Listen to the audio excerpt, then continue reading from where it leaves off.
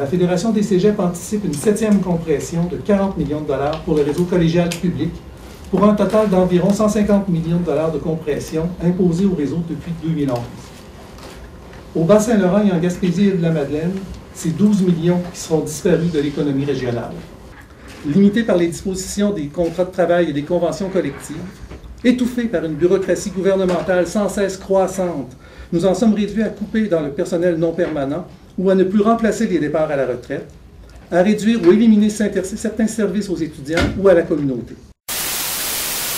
Depuis 2011, le total des compressions avoisine les 2,7 millions au cégep de la Gaspésie et des Îles. Donc, il va sans dire qu'à court terme, on envisage une baisse sensible de notre capacité d'offrir des services directs aux étudiants.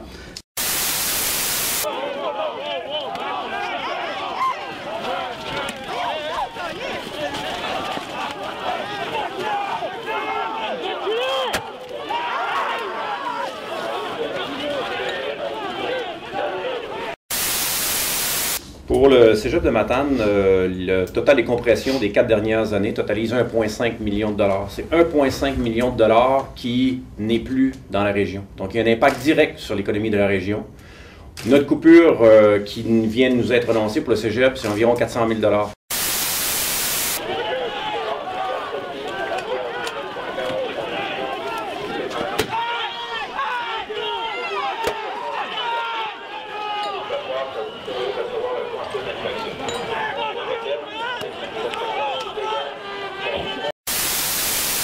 Nous souhaitons donc sensibiliser la population à la situation des cégeps de l'Est et nous interpellons le ministre responsable du Bas-Saint-Laurent et de la Gaspésie et de la Madeleine, M. Jean Damour, afin qu'il porte nos inquiétudes à ses collègues du Conseil des ministres. Bonjour Lawrence Cannon. Bonjour. Vous êtes l'ambassadeur du Canada en France, ancien ministre canadien des Affaires étrangères. Ravi de vous accueillir sur le plateau de TV5 Monde à l'heure où l'Europe connaît un chômage record. Vous, au Canada, vous lancez un programme pour l'immigration. Vous demandez de la main-d'œuvre et de manière rapide. Quand je le disais, en Europe, on connaît un chômage record. Demander de l'immigration, demander un appel de main-d'œuvre comme vous le faites, ça paraît incongru. Vous qui êtes l'ambassadeur à Paris, vous vous dites c'est une autre forme d'immigration, c'est un modèle qui pourrait s'adapter à la France? Bien, écoutez, je ne veux pas nécessairement faire des comparaisons. Vous avez raison, l'économie canadienne se porte très bien.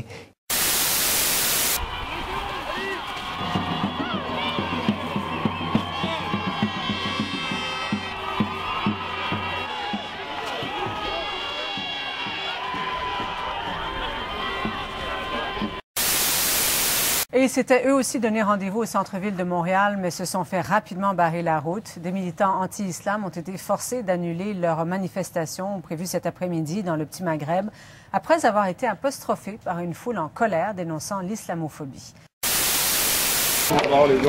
La tension était palpable avant la manifestation prévue pour protester contre l'islam et l'immigration. Des centaines de personnes de tous azimuts s'étaient rassemblées pour dénoncer les propos racistes et haineux de ce courant européen. Pour les quelques partisans qui ont osé se montrer, leurs propos ont mis le feu aux poudres. Si tout le monde peut être québécois, moi je suis qui finalement? Je disparais. C'est tout simple que ça, c'est mathématique. Quelques interventions policières ont mis fin aux hostilités. Reste à voir maintenant si les partisans du mouvement islamophobe tenteront de se reprendre. Moi, la reine, je l'encule, la reine. J'encule les Anglais. Alerte! Alerte! Ben, regarde, il a juste 20 ans, mon ami. Là. Oui. OK, il n'y avait pas autant d'immigration que ça. Ah bon? OK, ça s'est fait tellement rapidement. Vous n'êtes pas immigrant? Vous étiez planté ici, dans le sol ici? La Nouvelle-France, mon ami. Vous êtes immigrant, monsieur? On est colonisé par les Anglais. Vous êtes immigrant, monsieur, comme moi, comme l'autre. Non, on a bâti le Québec, mon ami. Non. Oh oui, on bâtit le Québec aussi. On bûché. On paie votre retraite, monsieur, aussi. On a bûché. On paie sa retraite aussi. C'est nous qui payons votre retraite, monsieur. Ça, c'est vrai. On bâtit le Québec. Tu portes des honneurs aux fleurs de lys. Tu mets la honte sur ce que tu essaies d'appeler ta nation. T'es un facho. T'es un fasciste. Tu es un fasciste. Il y a des Noirs qui sont musulmans. Vous êtes des produits toxiques. OK, on est des trous de cul. On est des envies de chier. On est des nazis. On est des nazis. On est des nazis. On est des nazis. Je mange des bébés le matin. Je mange des petits bébés. Si vous regardez là, sur la carte du Québec, Il y a, même chez nous, où je viens de la campagne, il y a des mosquées qui s'installent graduellement un peu partout, là. Donc oui, il y a une certaine islamisation, si vous voulez. On sait très bien que les musulmans sont très, très, très renseignés, sont très, très, très cultivés, les musulmans. Donc, ils savent comment s'organiser et profiter des droits de l'homme. Et ils font beaucoup plus d'enfants que les Blancs. Et ça va nous désavantager dans le futur. On rejoint les anglo-saxons, ils vont t'aimer, l'autre. Montréal, c'est anglo-saxon, c'est pas français. Allez chier! Je suis encore sur un nuage, je suis encore tellement ravie d'avoir pu être témoin de toute cette solidarité. J'en profite pour remercier, exprimer ma gratitude envers le FFPR, le MER, la Ligue anti-facho. Et ils ont vite rebroussé chemin. Ils ont essayé de camoufler la chose en disant « Oh, les policiers nous ont conseillé de rentrer chez nous parce qu'il y avait trop de fous de Allah là, qui nous attendaient. » Premièrement, je ne crois pas qu'un policier puisse dire qu'il y avait des fous de Allah, on s'entend. Deuxièmement, on n'est pas fous, ok, mais on aime beaucoup Allah. Et troisièmement, vous avez juste chicken out, man. Vous avez juste chicken out. La honte du Québec. Vous avez fait fondre les fleurs de l'Élysée là, sur le drapeau. Là. Il reste juste des 4 petites lignes blanches. Là. Ils ont honte. Va-t'en, man. Le Mississippi t'attend. Bah, ce que nous souhaitons faire, c'est d'accélérer, évidemment, la rentrée de nouveaux immigrants économiques au Canada. Je dois dire au départ que tout près de 20 de la population canadienne actuelle, là, les 36 millions de Canadiens, bon, de ce 20 ne sont pas venus au monde au Canada. C'est des gens qui sont venus de l'extérieur du pays. C'est la première génération. Oui. Alors, l'année passée, par exemple, c'est tout près de 282 000 nouveaux immigrants que nous avons accueillis au Canada. Et ce que nous souhaitons maintenant, c'est d'être capable d'accélérer ce processus pour que l'année prochaine, nous y voyions une augmentation de tout près de 7 à 10 %. Oui, mais ça veut dire une immigration, mais pas n'importe laquelle. C'est une immigration choisie, une immigration économique. C'est une immigration économique. Arrivants. Et alors, sur place, est-ce que c'est bien accueilli finalement par les populations au Canada, l'arrivée de cette main-d'œuvre étrangère? Bien, je crois que oui, puisque vous voyez, à immigration est associé le mot citoyenneté. Et donc, le Canada est composé, comme je le mentionnais tout à l'heure, de tout près de 7 à 8 millions de Canadiens qui sont de nouveaux arrivants et qui sont là de la première génération.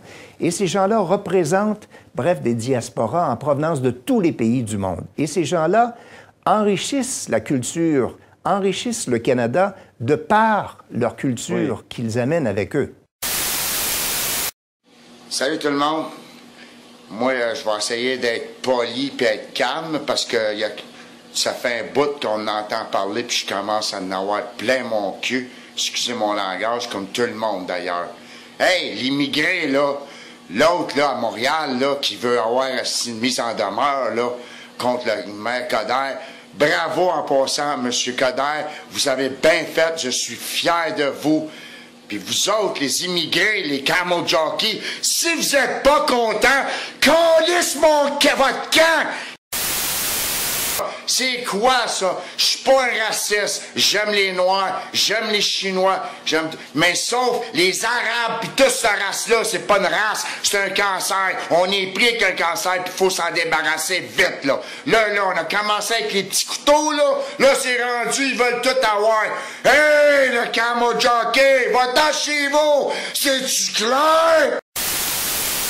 Une femme qui a été attaquée en pleine heure de pointe dans le métro de Montréal cette semaine parce qu'elle portait le niqab. Et Michel, c'est une autre femme qui l'a agressée et il a fallu que des usagers interviennent. Oui, Pierre, en fait, donc, c'est cette femme qui elle a l'habitude du métro, à prendre le métro pour venir travailler au centre-ville à tous les jours. Elle dit, écoutez, ça m'est déjà arrivé de me faire insulter ou même, ça arrive parfois de se faire pousser un peu, mais là, ça a été pire que tout. Il y avait une femme, donc, une autre femme, qui a commencé à l'invectiver dans le métro, à la pousser, à dire, écoutez, vous, les femmes voilées, vous n'avez pas d'affaires ici, retournez dans votre pays. Et la dame n'a pas insisté, elle voulait se faire oublier. Et quand elle est arrivée au métro Henri Bourassa, en sortant du métro, cette même femme, donc, qui restait derrière elle, qui la poussait, l'a carrément agressée, et ce, devant tout le monde. Agression, donc, directe. Cette dame, Hanan Mehdi, nous raconte comment ça s'est passé. Le Premier ministre québécois a terminé une visite. Il était sur ce plateau vendredi dernier, parlait de la nécessité du développement économique. Finalement, c'est la même politique. C'est la même politique. Le gouvernement du Québec et le gouvernement fédéral, grâce évidemment à des ententes qui existent administratives entre les deux niveaux de gouvernement, se sont entendus pour planifier précisément l'arrivée de nouveaux immigrants. Est-ce qu'on devrait interdire à un enfant non vacciné de fréquenter un établissement scolaire? Qu'est-ce qu'on peut faire de plus? Est-ce qu'on avez-vous l'impression que les autorités prennent au sérieux cette éclosion de rougeole? On veut vous lire là-dessus. Et on aura le point de vue, comme je vous le disais, de la ministre déléguée à la santé publique un petit peu plus tard. C'est que le 27 février dernier, un enfant qui fréquente l'école Saint-Pierre était atteint de la rougeole et contagieux sans le savoir. Aujourd'hui, toute la journée, les infirmières procéderont à la vaccination des enfants si nécessaire. Les parents qui refuseront la vaccination pour leurs enfants devront les garder à la maison jusqu'à la fin de l'éclosion. La rougeole, c'est vraiment grave, là. Je tiens à le rappeler aux parents. C'est prouvé que ces vaccins-là sont sécuritaires et efficaces. Alors, j'invite encore les parents. Je sais que j'ai l'air d'insister là-dessus, mais c'est tellement important. Moi, je vais vous dire, là, hier soir, je suis arrivée chez moi, puis le premier téléphone que j'ai fait, c'est à mes enfants pour m'assurer qu'ils faisaient vacciner leur enfant, puis ils m'ont dit, ben voyons, maman. Bon, votre message est clair. En tout cas, Lucie Charlebois, ministre déléguée à la santé publique, merci d'avoir été avec nous ce matin. Merci. Au revoir. Au revoir. On a le droit de ne pas se faire vacciner. Ça reste un droit. La ministre l'a spécifié aussi. Mais en même temps, les écoles, les garderies, par exemple, devrait être en possession de chiffres comme ça. Est-ce que ça sera fait? On le verra bien. On vous pose la question là-dessus ce matin. Est-ce qu'on devrait interdire à un enfant non vacciné de fréquenter un établissement scolaire? Qu'est-ce que la direction de la santé publique pourrait faire de plus? On a quelques réponses. Continuez de nous écrire. Sébastien Payne nous dit, ben voyons donc, ce n'est pas l'enfant qui devrait être puni pour l'ignorance de ses parents. Benoît Lavallée, lui, nous dit que lorsqu'on laisse un chien en chenil ou en pension canine, il faut présenter son carnet de vaccination. Il faut qu'il soit complet et à jour, sinon on va le refuser. Pourquoi est-ce que c'est différent chez les êtres humains? Bon, la question, la comparaison est posée. Elle est légitime quand même. Elle est là.